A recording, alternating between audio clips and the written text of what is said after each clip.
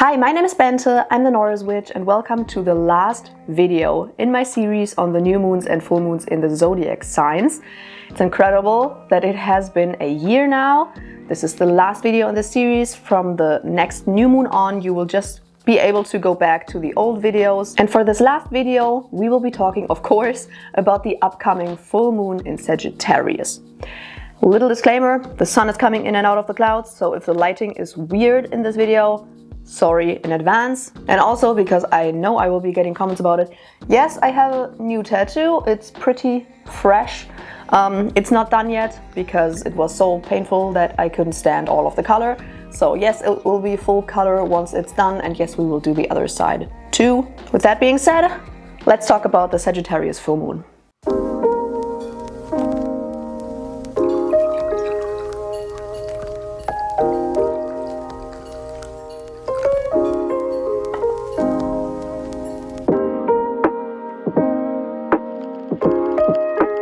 So, of course, as always, when is the Sagittarius full moon?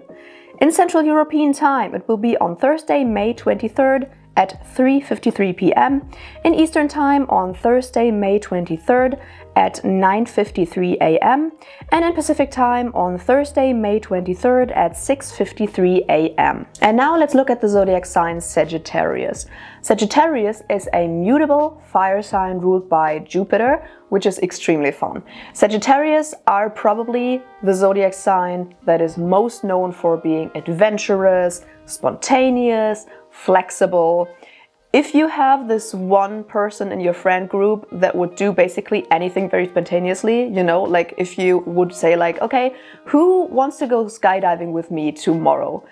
Probably it will be the Sagittarius friend that goes, me, I want to do it. And that is because Sagittarius want to experience everything. They want to experience it all. They want to know it all. They want to gain all of the wisdom that they can.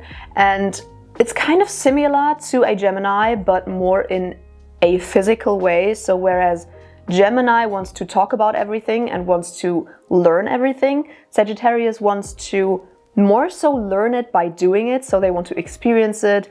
They are huge travel people. So if you have also one person in your friend group that's traveling all the time, probably a Sagittarius. So they just want to do everything. They want to make all of the experiences that they can in their lifetime.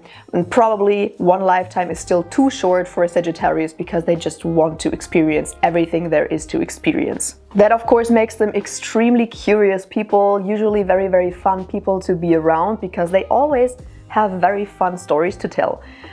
Like if you are meeting your Sagittarius friend after they have been on vacation, you will probably just sit there and listen because they will just be able to tell you so many fun stories about all of the adventures that they went through while they were traveling.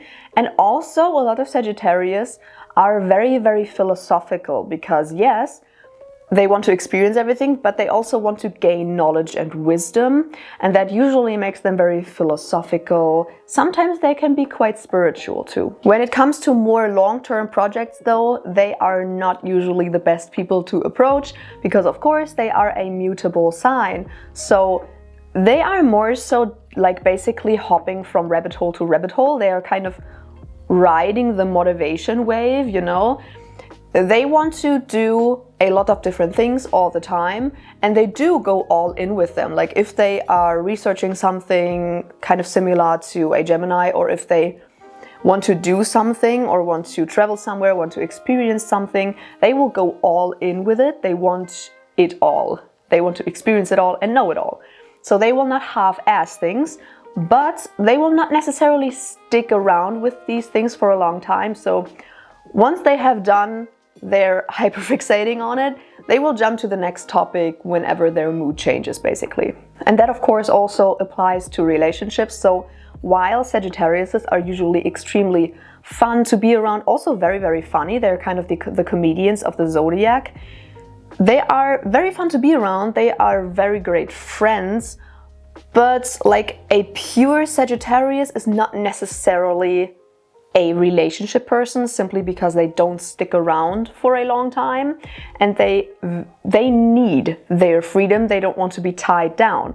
So if you were to be in a relationship with a Sagittarius and you are a very clingy person, that will drive them away. A Sagittarius needs their freedom. I kind of feel like an open relationship would be perfect for a Sagittarius so that they can still experience everything. I kind of see a Sagittarius only in a long-term relationship if their partner is just as adventurous as them. And then lastly, one thing that is also very notable about Sagittarius is they are extremely funny, they are comedians, but they are also extremely blunt. They do not necessarily have a filter, so if they don't like you, you will know. If you have something stuck in your teeth, you will know. If you are wearing clothes they don't like, you will know. So you can see it from two sides. One, they are very, very honest. So they are not the people who would like necessarily lie to you about something, because they don't have the time for that. But also depending on what kind of person you are, of course, that can also be quite hard. Not everyone is good with being criticized and being told the honest truth all the time. So yeah, I personally really like it when people are very bold and blunt and honest, but some people don't, so you'll have to deal with it. Sagittarius is the way they are. But now, what can you do on a Sagittarius full moon? Okay, so first of all, I would definitely advise you to basically draw on Sagittarius's adventurous spirit. This is not a new moon, and of course this will work even better on a new moon, but still, even on a full moon, do something new, do something adventurous that you have not tried before. Try this new ritual that you have read about that you find interesting. Deep dive into a topic that you find interesting. And no, it doesn't necessarily have to be anything new. It also can be a topic that you already know a little bit about, or a practice that you're already in a little bit, but deep dive into it. If you have something that interests you on this full moon, deep dive into it, perform that ritual, do that reading, whatever it is. Now, one thing that I will definitely do is basically draw on the Jupiter side. Of course, Sagittarius is ruled by Jupiter, and draw heavily on that, especially because this specific full moon is also on a Thursday, which is also ruled by Jupiter. So it's basically double the Jupiter energy. If you then also do a spell in the Jupiter hour, that would be insane. Like, that would be triple Jupiter energy. That would be amazing. So what I will definitely do on this full moon is something like a road opener or a success spell or something like that. Or basically a spell to make anything grow, because of course Jupiter is a planet of access, a planet that makes things grow, a planet of prosperity and abundance. So basically anything that you want to grow, could be love, could be your finances, could be your security, whatever. But I kind of feel like, since this is like this double Jupiter energy, make anything grow that you want to grow. I definitely want to do like a road opening success situation, especially because I'm going to a witch market just 1, 2, 3 days later. So that is perfect timing for me. So that will definitely be something that I will be doing. And that I personally really like to do on any kind of Jupiter timings, like road openings and success things. But again, you can make anything grow that you want to grow. Also, as I said, Sagittarius is very blunt and honest. So if you need the truth about a situation, this would be a great time to do some kind of truth spell, an eye-opening spell, any kind of spell that will reveal the truth about a situation or a person or whatever. And then lastly, since Sagittarius is such a traveling spirit, I would definitely draw on that. So one way that you can do that is to basically go on a spiritual travel. And that could be either like spirit flight, a guided meditation, anything like that. Of course, like literally traveling on the astral planes. Or you could also physically travel somewhere and like commune with a new local spirit or something like that.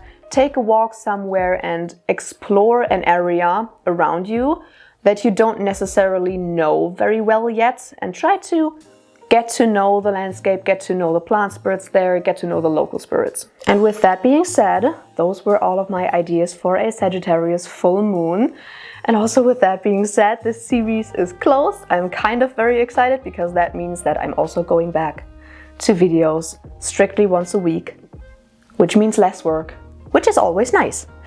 But I am very, very excited to have finalized this series. Let us close this off with a Patreon and YouTube membership shout out. Thank you so much to Katie, Amber, Saber, Pam, Mia, Victoria, Lindsay, the other Saffron, Silent, Selena, Richard, Jennifer, Ryan, Alex, Jazz, Shaw, Christiana, T-Demon, Elizabeth, Sylvia, Katrina, V, Bella, Derek, Smiley, Kirsten, Shannon, Andrew, Tisha, Sarah, Aziza, Shelby, Helena, SJ, Anne, Kate, Z, Kent, Brittany, Smolkata, Josh, Elinura, Knarr, Rixie Business, Annalena, Ashley, Tim, John, Phoenix, Jenny, Maggie, Amy, Bethany, Timothy, Coffee, or the honorary Gossip Squirrel, and last but not least Bjorn, and my YouTube members. Thank you so much to Peony Rain, Pat, Lindsay, Betsy, Miller, and KT. Thank you so much. As always, I really hope you enjoyed this video, this last one in the series. If you did, make sure to subscribe and give a thumbs up and ring the bell down below so you're notified whenever I upload a new video. Feel free to check out my other socials and definitely my shop for ethically and sustainably sourced witchy wares. And last but not least, if you want to support me in another way, then check out my Patreon or my YouTube membership. And I will see you in the next video. Bye!